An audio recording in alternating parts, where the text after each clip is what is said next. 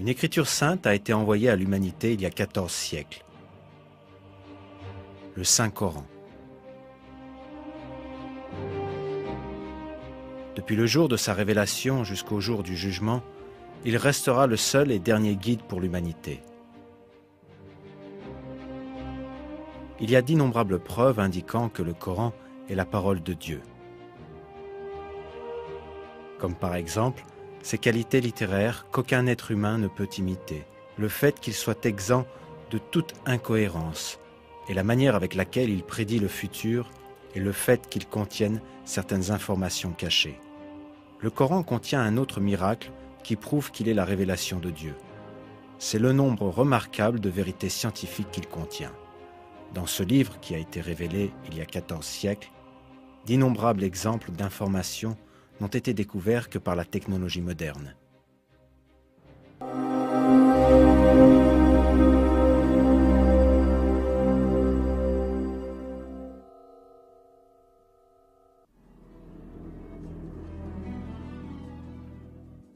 C'est au début du XXe siècle qu'un scientifique allemand, Alfred Wegener, proposa la thèse que les continents de la Terre étaient attachés les uns aux autres quand elle se forma, puis qu'ils dérivèrent dans différentes directions, les séparant ainsi au fur et à mesure de leur déplacement.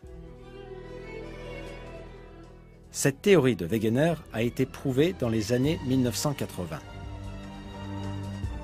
On trouva que les 6 plaques majeures et plusieurs petites, qui forment la croûte et la partie supérieure du manteau, se déplaçaient constamment. Selon la théorie appelée tectonique des plaques, ces plaques se déplacent sur Terre en transportant avec elles les continents et le plancher océanique. Ce déplacement a été mesuré de 1 à 5 cm par an. Par conséquent, cela produit des changements lents dans la géographie de la Terre. Chaque année, par exemple, l'océan Atlantique devient légèrement plus large. La science n'a découvert cela que très récemment. Le fait que cela a été révélé il y a 14 siècles dans le Coran est sans aucun doute un autre de ces miracles.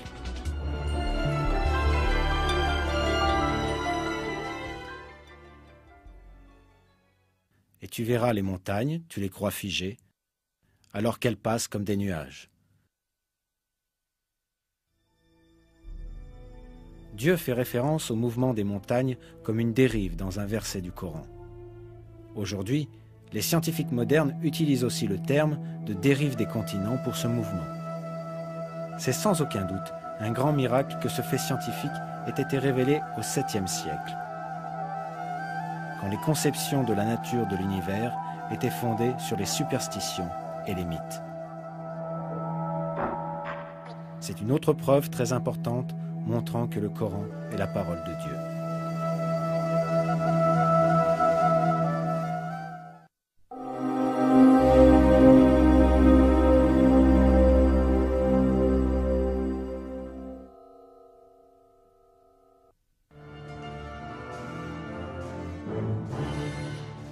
La couche externe de l'atmosphère de la Terre est composée d'un grand nombre de gaz et particulièrement d'oxygène. Cependant, les explosions d'énergie à la surface du Soleil provoquent les dispersions de certains de ces gaz dans l'espace.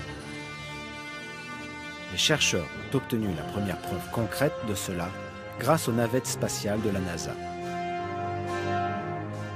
On observa pour la première fois le fait que la Terre subit une perte de matière depuis ses couches externes les 24 et 25 septembre 1998. En d'autres mots, 14 siècles après que cette information fut communiquée dans le Coran.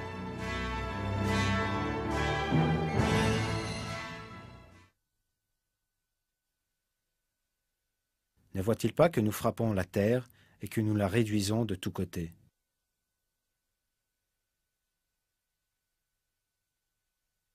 Ne voit-il pas que nous venons à la terre, que nous réduisons de tous côtés?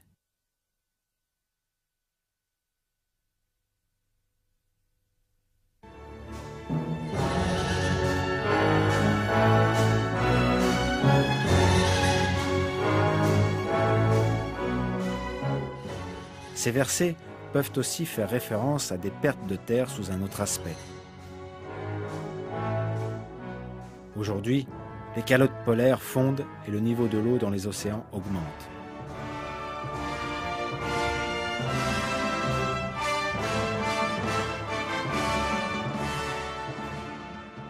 L'expression « nous la réduisons de tous côtés » dans les versets peut désigner les zones côtières qui sont recouvertes par l'eau. Bien sûr, Dieu sait mieux.